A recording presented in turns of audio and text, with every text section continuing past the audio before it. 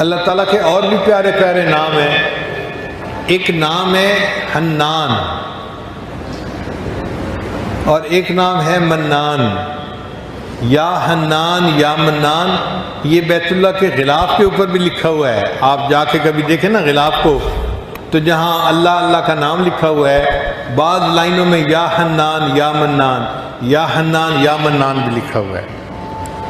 منان کہتے ہیں ایسا دینے والا کہ بندے کو مانگنے سے پہلے دے دے.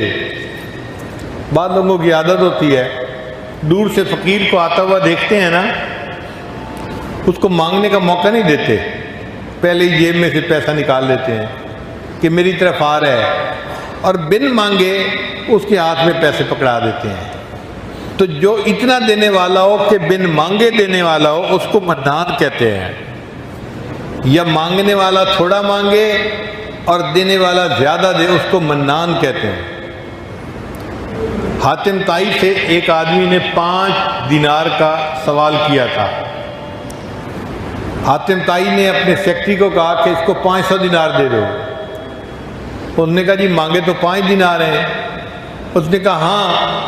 اس نے اپنے حساب سے پیسے مانگے ہیں اور دینے والے نے اپنے ظرف کے حساب سے پیسے دیے ہیں. تو 5 کے بدلے اگر ایک دنیا کا سخی 500 دیتا ہے تو اللہ تعالیٰ تو پھر اللہ تعالیٰ ہے، وہ منان ہے. بندہ جتنا بھی مانگتا ہے اللہ اس کی امیدوں سے بڑھ کر عطا فرماتے ہیں. ٹوٹے رشتے وہ جوڑ دیتا ہے، ٹوٹے رشتے وہ جوڑ دیتا ہے، بات رب پہ جو چھوڑ دیتا ہے، اس کے لطف و کرم کا کیا کہنا، لاکھ مانگو کروڑ دیتا ہے. ہمیشہ لینے والوں کو اپنے دامن کی تنگی کا شکوہ رہا، دینے والے کے خزانے بہت بڑے ہیں. بن مانگے دیا اور اتنا دیا، اتنی تو میری اوقات نہ تھی. اور اللہ تعالیٰ حنان بھی ہیں. حنان کہتے ہیں وہ بندہ جو کسی کی ناراضگی کو برداشت نہ کر سکتا ہو. بعض لوگوں کی طبیعت ہوتی ہے ان سے ناراض ہو جاؤ نا تو وہ ناراضگی برداشت نہیں کر سکتے، فوراً منانے لگ جاتے ہیں. جب تک منا نہ لیں انہیں چین نہیں آتا. ان کے اندر یہ صفت ہوتی ہے، وہ کسی کی ناراضگی کو برداشت ہی نہیں کر سکتے، سب کو منا کے رکھتے ہیں. اللہ تعالیٰ حنان ہے. اللہ بھی اپنے بندوں کو اپنے سے ناراض نہیں ہونے دیتے.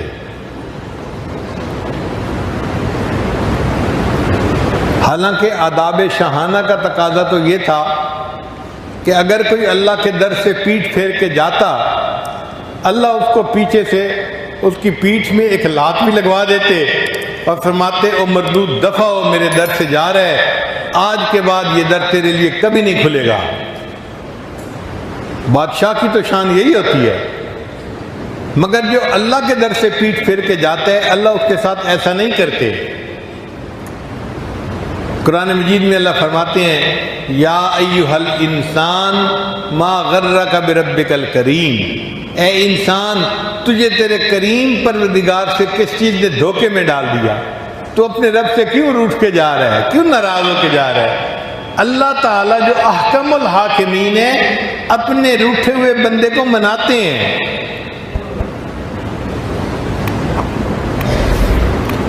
جس طرح ماں چھوٹے بچے کو مناتی ہے، بیٹا اماں سے روٹھا نہیں کرتے، اللہ تعالیٰ بھی اسی طرح اپنے بندے کو مناتے ہیں، اے بندے اپنے رب سے روٹھا نہیں کرتے. وہ منان ذات جو روٹھے کو منانے والی ہو. اب آپ سوچیں کوئی روٹھا ہوا بندہ اس کے دروازے پہ آ جائے تو اللہ تعالیٰ کتنا جلدی خوش ہو جائیں گے اس بندے سے. اس لیے فرمایا کہ اگر کوئی بوڑھا ساری زندگی غفلت کی زندگی گزارتا رہا، اب ساری رات کھانستا رہتا ہے، جن دور کے رشتہ داروں کے گھر رہتا تھا انہوں نے بھی جواب دے دیا کہ بڑے میاں آپ جائیں، آپ کے کھانسنے کی وجہ سے بچے رات کو جاگ جاتے ہیں، نیند نہیں آتی، تو ہم آپ کو گھر میں نہیں رکھ سکتے. اب اس کا قریبی رشتہ دار کوئی نہیں. جن کے پاس رہتا تھا انہوں نے بھی گھر سے نکال دیا۔ اب یہ بوڑھا بندہ کھانستا ہوا ہانپتا ہوا سوچتا ہے کہ میں جاؤں تو کہاں جاؤں، تو خیال آتا ہے چلو میں مسجد میں جاتا ہوں، اللہ کے گھر میں جاتا ہوں۔ تو اللہ تعالیٰ اس بندے کو تانے نہیں دیتے، جب جوانی تھی اس وقت تو تجھے میرا گھر یاد نہ آیا، جب حسن تھا اس وقت تو تجھے میرا در یاد نہ آیا، اب تیرے منہ میں دانت نہیں اور تیرے پیٹ میں آنت نہیں، جسم میں طاقت نہیں، کچھ نہیں تیرے پاس رہا بچا، اب میرا گھر یاد آیا ہے۔ اللہ اس بندے کو تانا نہیں دیتے، بلکہ وہ بوڑھا اگر ہانپتا کانپتا اللہ کے گھر کی طرف جا رہا ہے تو اللہ فرماتے ہیں میرا یہ بندہ اس بڑھاپے میں زندگی بھر گناہ کی زندگی گزارنے کے بعد آ رہا ہے، وَإِنْ أَتَانِي يَمْشِي أَتَيْتُهُ هَرْوَلًا، یہ چل کے میرے گھر کی طرف آ رہا ہے اور میری رحمت اس کی طرف دوڑ کے جا رہی ہے۔ وہ بندہ ایک قدم اٹھاتا ہے، اللہ کی رحمت 2 قدم قریب ہوتی ہے۔ وہ کیسی ذات ہے کہ جو اس بوڑھے کو بھی نہ نہیں کرتی، تانا نہیں دیتی، اس کے لیے بھی اپنے گھر کے دروازے کھول دیتی ہے۔ تو ایک آزمودہ نسخہ الحمدللہ ہم نے ہزاروں نہیں لاکھوں کو بتایا اور لاکھوں میں اس کا ہم نے نتیجہ پازیٹو پایا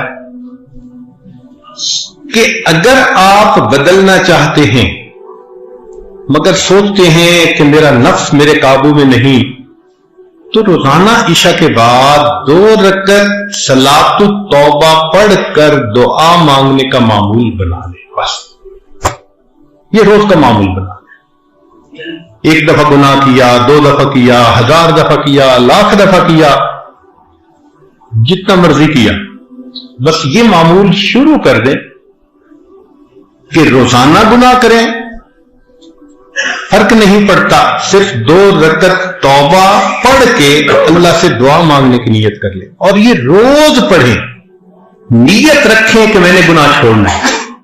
آپ اس کی برکت دیکھنا، چند دنوں کے اندر اللہ تعالیٰ دل کے اندر اس گناہ سے نفرت کر دیں گے اور اس گناہ کے ماحول سے آپ کو اپنی رحمت کے ساتھ اللہ نکال دیں گے۔ جو لوگ کہتے تھے نا کہ ہم قسم کھا سکتے تھے کہ ہم اس گناہ کو نہیں چھوڑیں گے، اللہ نے 2 رکعت اس معمول کو بنانے پر اس گناہ سے بھی جان چھڑوا دی۔ حتیٰ کہ یورپ کے ماحول میں بعض شرابی کہنے لگے جی ہم چھوڑنا چاہتے ہیں لیکن یہ زندگی کا اب حصہ بن گئی ہے، ہم چھوڑ نہیں سکتے۔ ہم نے کہا 2 رکعت نفل پڑھنا شروع کر دو۔ ڈائریکٹ اس کو کہنا کہ چھوڑ دو یہ اس کے لیے بوجھ ہوتا ہے، آپ اس کو کوئی ڈویبل چیز بتائیں جو وہ کر سکتا۔ ہم نے کہا بھائی ہم تو آپ کو یہ کہہ رہے ہیں کہ 2 رکعت نفل روزانہ باقاعدگی سے پڑھو، توبہ کی نیت سے پڑھو اور روز دعا مانگو، بس اتنا کام کر لو۔ اس نے کہا یہ تو میں ساتھ کر لوں گا۔ اب شراب بھی پی رہا ہے، توبہ کے نفل بھی پڑھ رہا ہے، شراب بھی پی رہا ہے، توبہ کے نفل بھی پڑھ رہا ہے، مگر یہ چیز زیادہ وقت چل نہ سکی۔ کچھ ہی عرصے کے بعد اللہ نے بالآخر اس کو توبہ کی توفیق عطا فرما دی۔ ہمارے پاس کئی نوجوان آئے، حضرت ایک لڑکی کے ساتھ ایسا تعلق بن گیا ہے کہ میں اس کے بغیر نہیں رہ سکتا، اور شرعی تعلق بھی نہیں، غلط تعلق ہے۔ بھائی نفل پڑھو، حضرت میں نفل تو پڑھوں گا، تعلق نہیں چھوڑتا۔ ہم نے کہا بھائی ہم نے تعلق چھوڑنے والی تو بات ہی نہیں کی، ہم نے تو سننے کے بعد کہ آپ اس تعلق میں گرفتار ہیں، آپ ایک دوائی دی ہے، بس آپ اس کو استعمال کریں، پھر اس کی جو تاثیر ہوگی وہ آنکھوں سے دیکھنا۔ الحمدللہ کہ چند ہی دنوں میں یہ 2 رکعت صلاۃ التوبہ جو بندہ پڑھ لیتا ہے، اللہ اس کی برکت سے دل کی دنیا کو بدل کر۔ تو جو نوجوان یہ سوچے کہ میں گناہ کرتا ہوں چھوڑ نہیں سکتا، تو بھائی وہ یہ سوچے کہ میں نہیں چھوڑ سکتا، میرا پروردگار تو مجھ سے چھڑوا سکتا ہے نا۔ تو اگر اللہ تعالی ہم سے چھڑوا سکتے ہیں تو ہم 2 رکعت نفل تو شروع کر دینا، پھر اس 2 رکعت کی برکت دیکھنا، مانگیں اللہ سے۔ بھلے ایک شروع میں لگے کہ میں دکھاوا کر رہا ہوں، ریاکاری کر رہا ہوں، چھوڑنے کا تو اندر ارادہ نہیں، اور پیر صاحب کو خوش کرنے کے لیے میں نے ہاں کر دیا تھا، بالکل فکر نہ کریں، کرنا شروع کر دیں۔ نماز ہے، ان الصلاۃ تنہی عن الفحشاء والمنکر، قرآن مجید کی مہر لگی ہوئی ہے اس کے، آپ عمل کر کے تو دیکھیں اس کے۔ تو اللہ رب العزت بالآخر بندے کے دل میں گناہوں سے نفرت ڈال دے، اور جب اللہ تعالیٰ کی مہربانی ہو جاتی ہے پھر اللہ تعالیٰ گناہوں کو بھی نیکیوں میں تبدیل فرما دیتے ہیں۔ تو بھائی پڑھنے کی بات بھی سن لیجئے۔ در منصور میں حضرت بریدہ رضی اللہ تعالی عنہ روایت کرتے ہیں کہ 10 کلمات پڑھنے والے کے لیے اللہ کافی ہو جاتے ہیں۔ 10 کلمات ایسے ہیں، 10 فکرے، 10 باتیں کہ جو بندہ ان کو روزانہ پڑھے اس کے لیے اللہ کافی ہو جاتے ہیں۔ ان میں سے 5 فکرے دنیا سے متعلق اور 5 فکرے، ان 10 فکروں کو یاد کر لیں، ایک فکرہ بھی روز یاد کریں تو 10 دن میں حدیث پاک یاد ہو جائے گی، اور اس کو اپنی دعاؤں کا حصہ بنا لیں۔ جب آپ اس کو پڑھیں گے تو اللہ تعالیٰ آپ کے کاموں میں آپ کی کفایت فرمائیں گے۔ پہلا فکرہ فرمایا، حسبی اللہ لدینی، میرے دین کے لیے میرا اللہ کافی ہے۔ یعنی دین میں کوئی فتنہ اور فساد نہ آ جائے۔ دین میں فتنے 2 طرح سے آتے ہیں، ایک شبہات کی وجہ سے اور ایک شہوات کی وجہ سے۔ تو اللہ تعالی ہمیں ان دونوں فتنوں سے محفوظ فرمائے، ہمارا دین سلامت رہے۔ تو پہلا فکرہ حسبی اللہ لدینی۔ دوسرا فکرہ حسبی اللہ لما اہمنی، میرا اللہ کافی ہے ہر اس چیز کے لیے جو مجھے پریشان کرتی ہے۔ بندہ کرتا ہے، کوئی چیز کرتی ہے، کاروبار کرتی ہے، جو بھی ٹف ٹائم دے رہی ہے، میرا اللہ اس کے لیے کافی ہے۔ حسبی اللہ لما اہمنی۔ تیسرا فکرہ حسبی اللہ لمن بغا علیہ، میرا اللہ کافی ہے ہر اس کے لیے جو مجھ پر سرکشی کرے، چڑھ دوڑے۔ تو اگر کوئی ہمارے اوپر چڑھ دوڑنا چاہتا ہے تو اللہ اس کے لیے کافی ہو جائے گا۔ حسبی اللہ لمن حسدنی، میرا اللہ کافی ہے ہر اس کے لیے جو مجھ سے حسد کرتا ہے۔ دفتروں کی زندگیوں میں تو بہت حسد ہوتا ہے، لیگ پلنگ۔ تو اللہ نے ان سب حاسدوں سے بندے کو نجات عطا فرما دیں۔ اور 5واں حسبی اللہ لمن کادنی بسوء، میرا اللہ کافی ہے ہر اس کے لیے جو میرے خلاف برے منصوبے بناتا ہے۔ اب برے منصوبے بنانا والا کوئی بھی ہے، کوئی بندہ ہے، کوئی جماعت ہے، ایمان والوں کے خلاف کوئی ملک بنا رہا ہے، جو مرضی بنا رہا ہے، اللہ ان سب کے لیے، یہ 5 باتیں دنیا کے لیے ہو گئیں، 5 باتیں آخرت کے لیے۔ تو فرمایا حسبی اللہ عند الموت، چونکہ موت کا لمحہ انسان کی زندگی کا سب سے زیادہ نازک لمحہ ہوتا ہے۔ حسبی اللہ عند المسألۃ القبر، میرا اللہ کافی ہے قبر کے سوال جواب کے وقت میں۔ حسبی اللہ عند المیزان، میرا اللہ کافی ہے میزان پر جب اعمال تو لے جائیں گے۔ 9ویں بات حسبی اللہ عند الصراط، میرا اللہ پل صراط پر گزرنے کے لیے کے وقت میرے لیے کافی ہے۔ حسبی اللہ عند الصراط۔ اور 10ویں بات حسبی اللہ لا الہ الا ہو، अलैहि तवक्कलतु व इलैहि उनीब। अगर ये 10 फिक्रे हम हर नमाज के बाद पढ़ लें, हमारा परवरदिगार दुनिया और आखिरत के तमाम मसाइल के लिए हमें काफी हो जाएगा।